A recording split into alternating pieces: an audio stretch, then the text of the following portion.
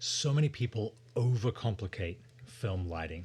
You only really need 3 main setups, and you can shoot 90% of typical scenes in a feature film. I'm going to go over all 3 today, and while you'll see that the light that you use is important, the real decisive factor is getting that light where you need it and not seeing it in the camera.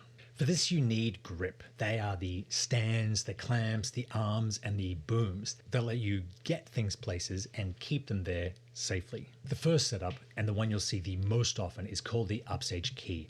I've covered this before, but as a refresher, you need a light roughly the same size as the part of the actor that you're shooting and the same distance away. That sounds complicated, but if you're shooting just the top 2 feet of the actor, you'll need a 2 by 2 foot light placed 2 feet away. If you're shooting a full body, a 6 foot actor, you'll need a 6 foot light 6 feet away to get that same quality of light. If you put this light 45 degrees above and 45 degrees to the side, you'll get that familiar Rembrandt cheek triangle that balances light and shade in a way that's both flattering and dramatic and has come to be seen as the cinematic look. The singles in this setup, meaning shooting just one actor with a little bit of the other actor in the foreground, aren't that hard to do. You just need a light on a C-stand facing diagonally down.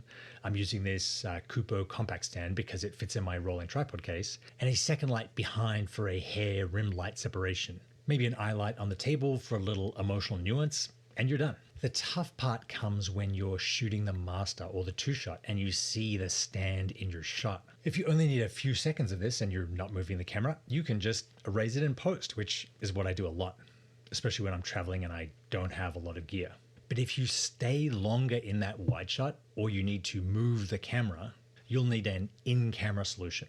The standard way to do this is to boom the light from the same side as the camera but across the actors to the far side of the camera. Unless you want to use giant, big combo or junior stands, you'll need a light that doesn't weigh very much.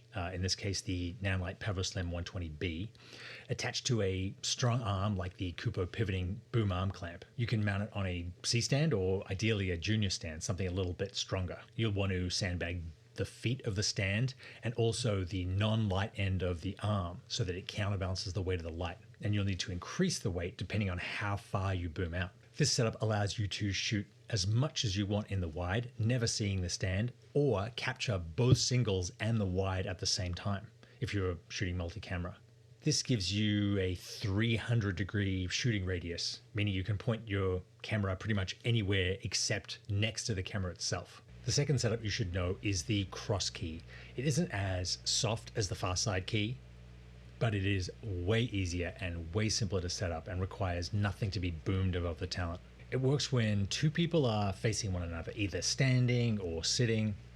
You rig 2 lights a little further back and behind both actors. Each light keys one while backlighting the other. This is a really elegant solution and it seems very natural while still separating your talent from the background and giving a very beautiful quality of light. I'm using the Nanlite Forza 60C on the 𝙏𝙃𝙄𝙎 click stands. These are a really smart design. They attach to one another for easy transport and storage. They come in 7, 8, 9 and 12 foot versions. This is the 7 foot. It supports up to 8.5 pounds and weighs just over 2 pounds. Cross-keying works really great for the wide, and you can go as wide as you need to, just keep moving the stands back. When you come in for the single, if the key light is a little too harsh, you can bring in a small diffuser to soften that key and then just reposition it to cover the other actor's key when you shoot the reverse. Last but not least, we're going to cover the overhead light. This is always my go-to when I want to shoot a variety of angles or have multiple characters and want to have the maximum freedom to capture all different interactions. It also works really well for controlling the sun on open daylight exteriors. In other words, when the sun is your main source and you don't have anything that can compete with it wattage wise. Here I have a scene in a rowboat. I'm shooting on the sand, not the water, because anything shooting on the water is a nightmare. I don't want to totally block off the sun because then the exposure level on the actors will be much lower than the water behind. Instead, I'm using this 𝙏𝙃𝙄𝙎 6x6 butterfly frame and full diffusion mounted on 2 C-stands. If the actors were standing up, I would have to go with larger stands to make it higher and still make it safe. But because wind is a factor here, I'm keeping it as low as possible, actually just out of the frame. To get more shape in the actors' faces, I'm using black fabric and flags to control the spill. If I desperately need a two-shot to show action or show perspective, then I'll actually just put the boat on the water for a second and use regular sunlight. Yes, it might not match exactly, but especially in the two-shot, you can't see the upstage side of people's faces, so it doesn't cause a problem in the edit. So there you have it. Between those three simple variations, you can shoot almost any scene or setup you need. Thank you to 𝙏𝙃𝙄𝙎 for sponsoring this episode.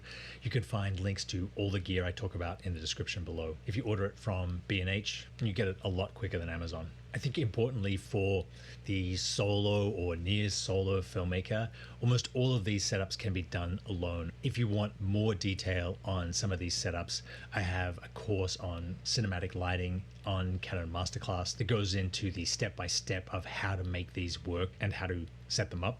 I also have a course on exterior lighting. You can buy both of them right now for under $50. Thank you very much for watching. I will see you next time.